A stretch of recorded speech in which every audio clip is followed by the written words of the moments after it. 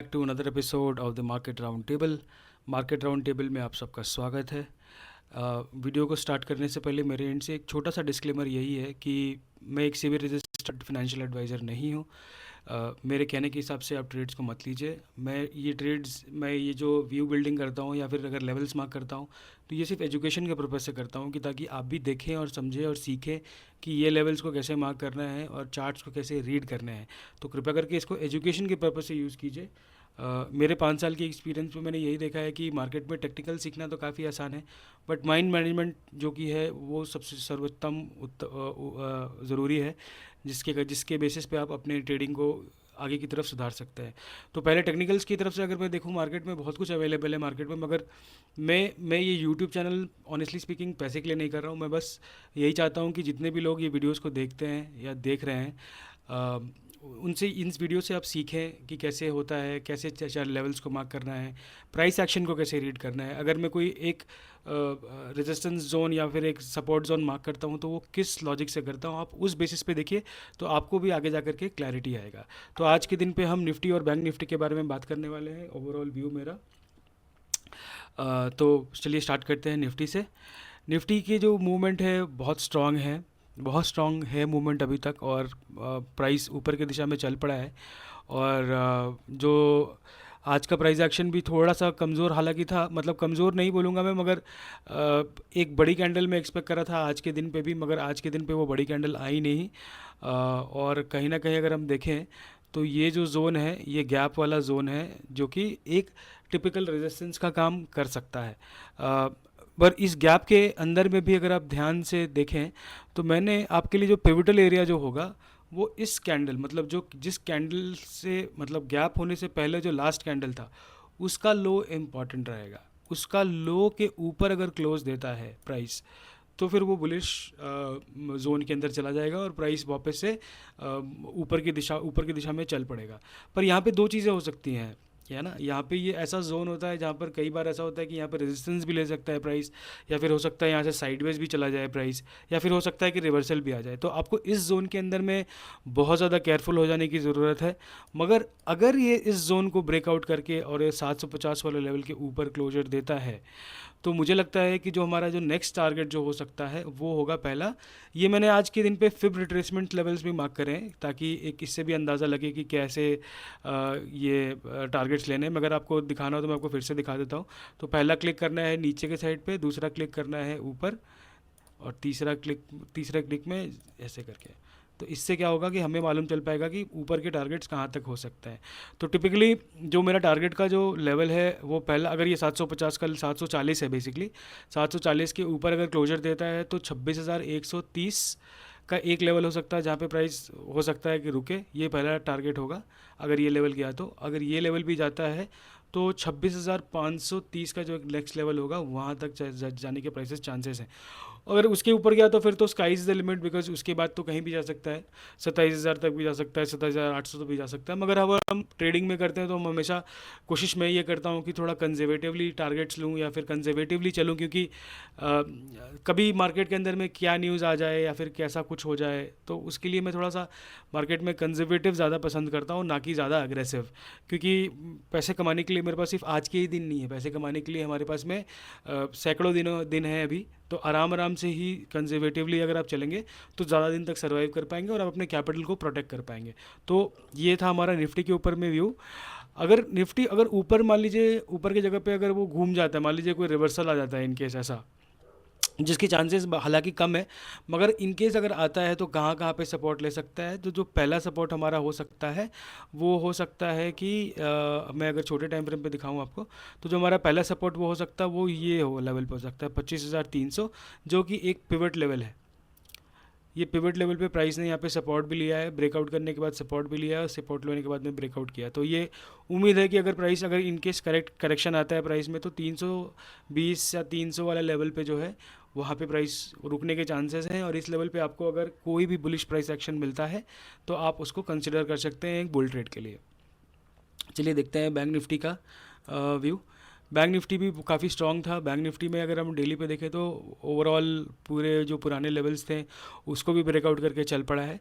और हमने सेम चीज़ इस पे भी किया, बैंक निफ्टी पे भी किया। अगर अगर मान लीजिए हम यहाँ पे फिब रिट्रेसमेंट लेवल्स लगाते हैं तो फिब रिट्रेसमेंट के हिसाब से हमारा टारगेट कहाँ बन सकता है। तो फिब रिट्रेसमेंट के हिसाब से जो अगर हमने कल देखा था कि ये बॉक्स के अंदर प्राइस है, तो बॉक्स का हमने डेप्थ मार्क किया था कल। तो पहला टारगेट हमारा हो सकता है 58,400। अगर ये लेवल भी जाता है तो मोस्ट लाइकली 58,700 के पास में प्राइस का टारगेट हो सकता है, जो कि 640 का लेवल है। वहाँ तक का टारगेट प्रॉब्ली हो सकता है। उसके बाद देखना पड़ेगा कि प्राइस कहाँ तक जाएगा। अगर ये गया तो मोस्ट लाइकली 60,000 तक भी जा सकता है प्राइस, ऐसा कुछ ये नहीं है। मगर हाँ, इसके बाद हमें देखना पड़ेगा कि वहाँ के बाद जाने के बाद में प्राइस एक्शन कैसा बिहेव करता है, कैसा बिहेव नहीं करता है। उसके बेसिस पे हम डिसाइड कर सकते हैं कि प्राइस आगे क्या कर सकता है। चलिए हम देखते हैं निफ्टी के हैवी वेट्स के बारे में भी, कि निफ्टी के हैवी वेट्स आज क्या कर रहे हैं, जैसे कि रिलायंस और एचडीएफसी बैंक। रिलायंस ने कल के दिन पे ब्रेकआउट इस जोन को किया था। ये एंगुलर एक ट्रेंड लाइन है, मैं इसको थोड़ा सा अगर इम्प्रूव कर दूं ऐसे करके, तो मैंने इस ट्रेंड लाइन को इसने ब्रेकआउट किया था। और आज के दिन पे एचडीएफसी बैंक ने इस जोन को रीटेस्ट किया, जो कि लोअर टाइम फ्रेम पे दिखेगा आपको। इस जोन को रीटेस्ट करके वापस से ऊपर आ गया। मगर आज के दिन पे एचडीएफसी बैंक ने थोड़ा सा गैप डाउन करा था, तो वो गैप वाले लेवल पे ही अभी सपोर्ट रेजिस्टेंस ले रहा है वापस। तो कल के दिन या फिर मंडे के दिन पे अगर ये प्राइस इसके ऊपर क्लोज देता है, मतलब 2017 या 20 के लेवल के ऊपर में एचडीएफसी बैंक अगर क्लोज देता है, तो most likely Reliance HDFC bank में हमें 2000 का लेवल से ऊपर, मतलब जो हमारा ये बैंड का टारगेट अगर देखें तो हम 2030 या उसके ऊपर का भी लेवल एचडीएफसी बैंक में दिख सकता है। अगर हम रिलायंस की बात करें तो रिलायंस ने डेली पे भी काफ़ी एक लंबा कंसोलिडेशन के बाद में ब्रेकआउट दिया है। अभी तक 2 ही कैंडल हुआ है, तो अभी तक मुझे नहीं लगता कि कोई एग्जॉशन का कोई ये हुआ है। चांसेस है कि अब जो नेक्स्ट लेवल हो सकता है वो 1540 का जो लेवल है वहाँ तक हो सकता है कि रिलायंस जाए। इस लेवल पे हम देखें तो इस लेवल पे कहीं ना कहीं साइडवेज जाने लगा है प्राइस। अभी भी बेरिश में नहीं बोलूँगा प्राइस को, थोड़ा साइडवेज हो सकता है, साइडवेज जा कर के हो सकता है जाए, मगर ऊपर के चांसेस बहुत ज़्यादा ब्राइट हैं। नए ट्रेड्स इस जगह पे आप ना लें, थोड़ा सा और डिप देने दीजिए प्राइस को। अगर और डिप देने के बाद में कोई एक बुलिश प्राइस एक्शन दिखता है, जो कि इस लेवल पे हो सकता है 1450, 1490 या 1500 वाले लेवल पे अगर आपको कोई प्राइस एक्शन दिखता है जहाँ पे ऐसा बुलिश प्राइस एक्शन, तो आप वहाँ पे देख सकते हैं। या फिर अगर हम देखें तो ये ऐसा एक टेबल भी एक बॉक्स की तरह बन रहा है, अगर इसके ऊपर भी ब्रेकआउट करता है विद वॉल्यूम और एमएसीडी सपोर्ट करता है तो हम उसके ऊपर ले सकते हैं। मगर मोस्ट लाइकली मुझे लगता है कि अब जो है प्राइस हो सकता है कुछ दिनों के लिए साइडवे रहे। ऐसा साइडवे नहीं भी रह सकता, ऐसा कुछ ही नहीं। अगर मार्केट ग्लोबल मार्केट्स के ग्लोबल के हिसाब से कुछ एक बड़ा हो गया तो हो सकता है कि रिलायंस मंडे को ही फट जाए। अगर रिलायंस और एचडीएफसी दोनों फटता है तो मोस्ट लाइकली निफ्टी और बैंक निफ्टी को भी ऊपर की दिशा में ले जाने के बहुत ब्राइट चांसेस होंगे। चलिए देखते हैं इन्फी क्या कर रहा है। इन्फी कम्प्लीटली साइडवे हो गया, एक बार के लिए गैप डाउन दिया था इस लेवल पर। गैप डाउन देने के बाद में अभी भी रीटेस्ट में जोन पे है, अभी भी कुछ खास बिगड़ा नहीं है। मैं इसे डिलीट कर देता हूँ क्योंकि मुझे लगता है कि नहीं, एक ज़रूरी है वो। अभी भी उसी जोन पे है और ये अभी भी मैं उसको भी बोलूँगा कि सपोर्ट जोन पे ही है। हमें वेट करके देखना ज़रूरी है कि इस लेवल के ऊपर क्लोज देता है कि नहीं। एक बार क्लोज दिया था मगर सस्टेन नहीं किया था प्राइस। ये देखिए, एक बार के लिए क्लोज दिया था, एक्चुअली गैप का लेवल यहाँ पर है, ये इंपॉर्टेंट है। इसके नीचे क्लोज नहीं होना चाहिए, तो और इसके नीचे क्लोज हो जाएगा प्राइस तो बेरिश हो जाएगा। अगर इसके ऊपर डिसाइसिवली क्लोज दिया प्राइस और फॉलोअप आता है, फॉलोअप का मतलब क्या है? फॉलोअप का मतलब है कि आप मान लीजिए कि 1 घंटे के चार्ट को देख रहे हैं, तो 1 घंटे में क्लोजर हो गया तो आप 10 मिनट या 15 मिनट टाइम फ्रेम पे चले जाइए। जैसे ही उस कैंडल के ऊपर क्लोजिंग देने लगे तो वहाँ से आप ट्रेड इनिशिएट कर सकते हैं। हो सकता है, देखिए इस ये करने का एक ड्रॉबैक ये ज़रूर है कि आपका रिस्क रिवॉर्ड थोड़ा सा ख़राब हो जाता है, मतलब रिस्क रिवॉर्ड में बैठ नहीं पाता है ढंग से। मगर ये ज़रूर होता है कि जो जीतने के जो आपके चांसेस हैं वो सिग्निफिकेंटली इम्प्रूव कर जाता है। चलिए देखते हैं गोल्ड क्या कर रहा है। गोल्ड अगर हम डेली पे देखें तो डेली पे लेवल पे एक बार ब्रेकडाउन करा था, करने के बाद में ये एक सपोर्ट जोन के पास में प्राइस आ रहा है। ये डेली का सपोर्ट जोन है, क्योंकि मैं सपोर्ट जोन इसको क्यों लिया, क्योंकि इस लेवल पे प्राइस ने 2 से 3 या 4 बार ऑलमोस्ट सपोर्ट लिया है इस जोन पे। तो ये एक इंपॉर्टेंट जोन है, इस जगह पे प्राइस हो सकता है कि सपोर्ट ले। अगर सपोर्ट लेने का अगर हमको होना, अगर यहाँ पे होगा तो हमें कैसे पता चलेगा? तो हमें लोअर टाइम फ्रेम पे जाकर देखना है।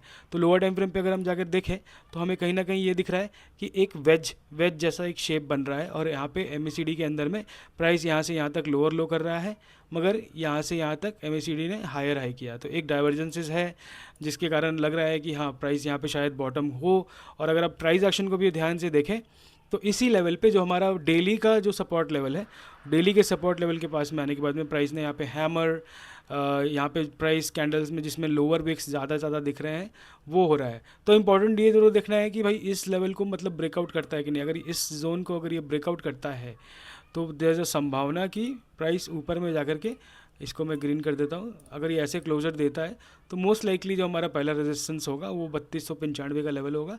अगर ये लेवल जाता है तो हो सकता है कि 3300 के लेवल तक जाके एक वापस से डिप दे।